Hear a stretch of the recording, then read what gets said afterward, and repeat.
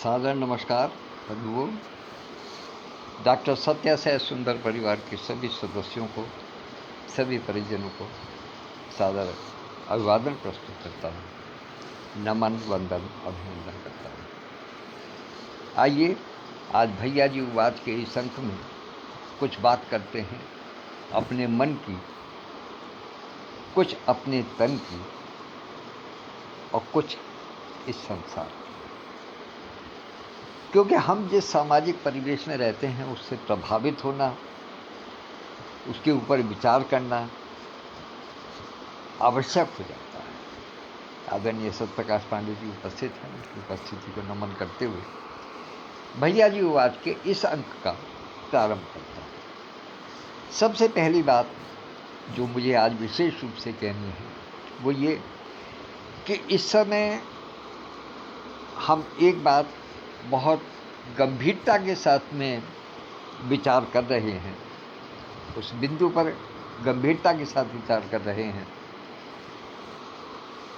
कि हर मनुष्य आजकल व्यस्त है, अपने अपने कामों में हर व्यक्ति व्यस्त है, व्यस्त हमेशा से रहा है। लेकिन अब स्थिति ऐसी आ गई है, ज्यों ज्यों समय बढ़ता चला जाता है, ज्यों ज्यों आयु बढ़ती चली जाती है या ज्यों ज्यों कलयुग का समय आगे बढ़ता है, दिन प्रतिदिन इस प्रकार की सामाजिक विषमताएं उपस्थित होने लगी हैं, इस प्रकार की परिस्थितियां बनने लगी हैं कि मनुष्य के पास करने के लिए काम अधिक हो गए हैं। अर्थात हर समय किसी न किसी काम में, चाहे वो लेखन का हो, चाहे वो वाचन का हो, चाहे वो श्रवण का हो, चाहे वो अपने कार्यालय में करने का हो, बहरहाल खाली कोई नहीं है। किसी भी समय मनुष्य अपने शारीरिक रूप से भी खाली नहीं है। मानसिक रूप से तो कभी खाली होता ही नहीं है, लेकिन शारीरिक क्रियाओं में भी हर समय लगा रहता है। ऐसी स्थिति में हमने एक ये निर्णय लिया और मैं समझता हूँ कि सभी इस बात को स्वीकार करेंगे और मन से स्वीकार करेंगे, और केवल स्वीकार नहीं करेंगे अपितु इसको अंगीकार करेंगे कि हम सब अपने अपने वाचन का समय सीमित कर लें,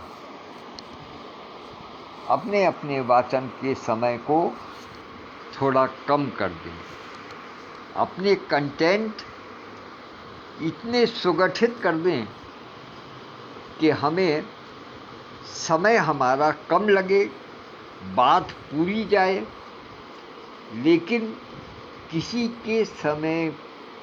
के व्यस्तता भरे क्षणों में से हम एक क्षण भी व्यर्थ न गंवाएं। इसलिए निश्चय कर लिया है पूरी तरीके से हम सब लोगों ने कि हम सब लोग अपने अपने वाचन का समय कम करेंगे। मैं स्वयं अपने वाचन का समय कम करने जा रहा हूँ, और जो अब तक 20-25 मिनट का होता था, मैं अब उसको 15 मिनट के अंदर संपूर्ण करने का प्रयास करूँगा। निश्चित रूप से कभी कभी कुछ बातें इस प्रकार की हो जाती हैं कि उनको विस्तार देना आवश्यक हो जाता है, लेकिन नहीं, प्रयास करूँगा कि 15 मिनट के अंदर मैं अपनी सारी बात कर सकूँ। लेकिन इसके लिए ये बहुत आवश्यक है कि जो हमारे साथी वाचन को सुनना चाहते हैं या जो यहाँ से कुछ संदेश प्राप्त करना चाहते हैं या नई नई सूचनाएं प्राप्त करना चाहते हैं, वो वाचन के समय पर उपस्थित रहें प्रारंभ से, क्योंकि तभी कंटेंट जो है वो बिल्कुल भरा हुआ रहेगा।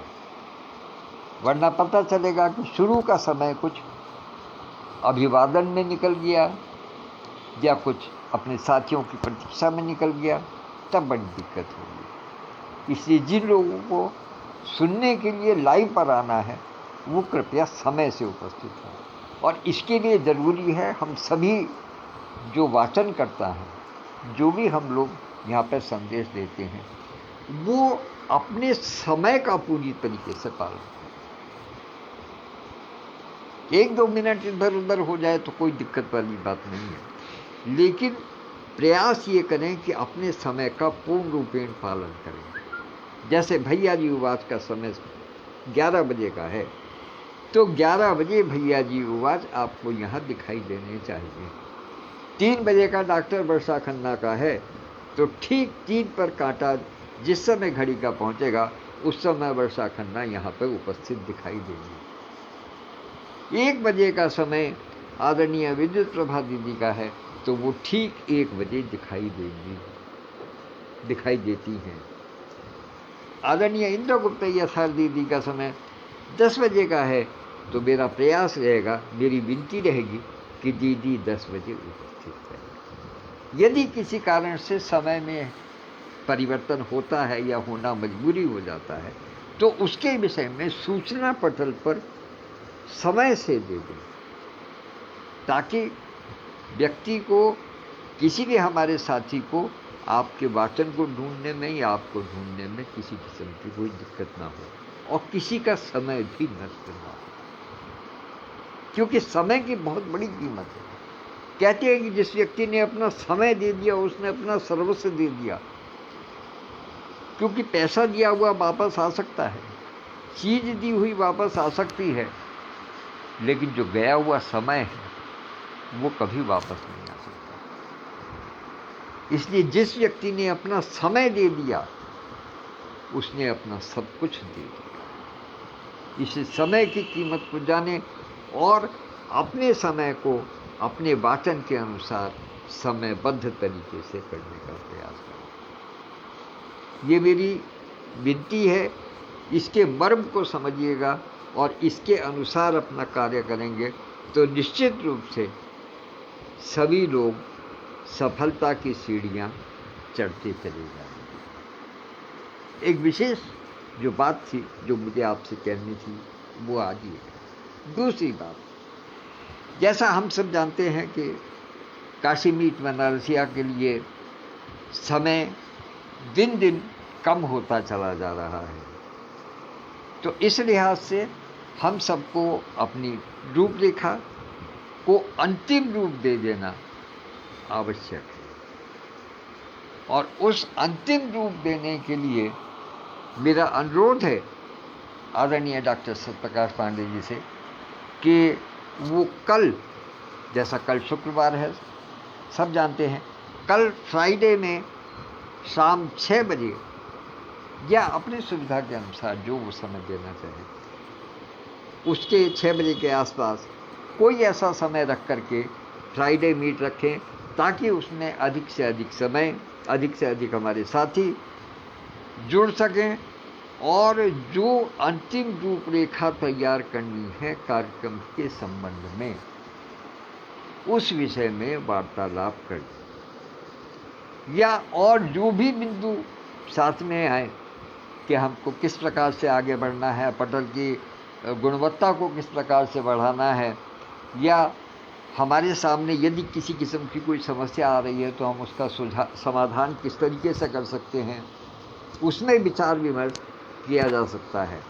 लेकिन अब मेरा अनुरोध है कि कोई भी शुक्रवार ऐसा नहीं जाना चाहिए जिसमें कि हम लोग आपस में बातचीत न करें।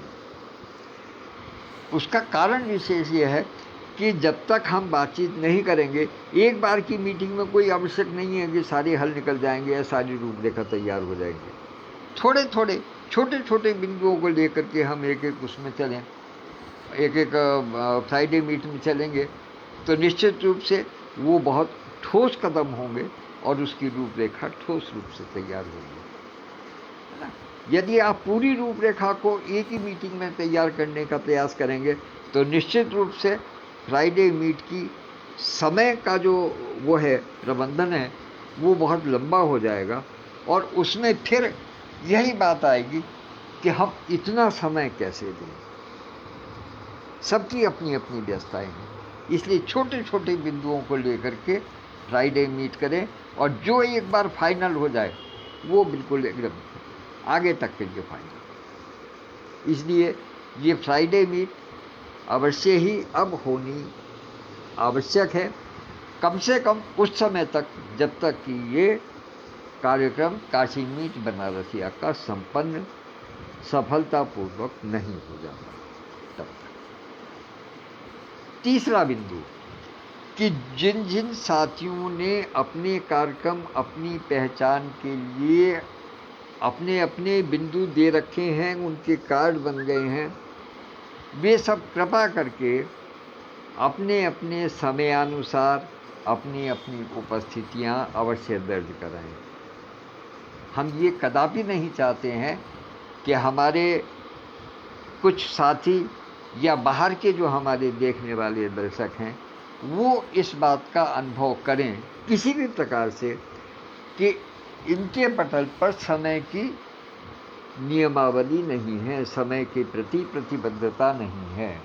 ऐसा हम बिल्कुल नहीं चाहते, क्योंकि पटल व्यवस्थित है, सुव्यवस्थित है, सुगठित है, विद्वानों का है, जानकारों का है, इसलिए इसका विशेष रूप से ध्यान रखें। तीसरी चीज, आज बृहस्पतिवार है, कल शुक्रवार होगा, कल मीटिंग होगी, परसों आज के नवरत्न कार्यक्रम के लिए अभी से कोशिश लगा लीजिएगा। जो भी अपने साथ के लोग हैं या जो भी अपने जानकार हैं जो काव्य लेखन करते हैं या गायन करते हैं या कुछ भी करते हैं, उन लोगों को आप लोग जोड़िएगा, क्योंकि ये कार्यक्रम, मुझे ये कहने में किसी प्रकार का कोई संकोच नहीं है कि ये कार्यक्रम पिछले कुछ दिनों से थोड़ा सा कम प्रभाव देख पा रहा है, कम प्रभाव दे पा रहा है, क्योंकि इसमें उपस्थितों की संख्या थोड़ी थोड़ी धीरे धीरे कम हो रही है। तो इसकी संख्या को बढ़ाने के लिए, चूँकि इसका समय भी काफ़ी रखा गया है, पहले जब आवाज़ में है दम आगाज़ करेंगे हम, तो उसके लिए समय रखा गया था 1 घंटे का। अब जब से किया गया आज के नवरत्न के लिए, तब से इसका समय हो गया है 4 घंटे का। लेकिन जितनी प्रस्तुतियाँ 1 घंटे में हुआ करती थी, उतनी प्रस्तुतियाँ अब 4 घंटे में भी पूरी नहीं हो पाती हैं। आज मेरी बात आपको जरूर थोड़ी सी कड़वी लग रही होगी, लेकिन जो वास्तविकता है उसको स्वीकारना हमारा धर्म है। जब तक हम अपनी समीक्षा स्वयं नहीं करेंगे, अपनी समालोचना स्वयं नहीं करेंगे, तो हमें आगे कौन बढ़ा सकता है? फिर हम किस प्रकार से अपनी गलतियों में सुधार करेंगे? पहले हमें स्वयं को स्वीकारना होगा कि हम कहाँ गलती कर रहे हैं, हमारी त्रुटि कहाँ हो रही है। हमें स्वयं को इस बात को सुधारना होगा, तभी हम आगे बढ़ सकते हैं। तो मित्रों, मेरा अनुरोध है कि आज के नवरत्न कार्यक्रम के लिए अपनी पूरी ऊर्जा लगा दीजिएगा। जो कार्यक्रम बनाया गया, कारण उसका एक और है, ये मैं आपको आज ही बता रहा हूँ और इस चीज़ की उद्घोषणा भी कर रहा हूँ इस पटल से।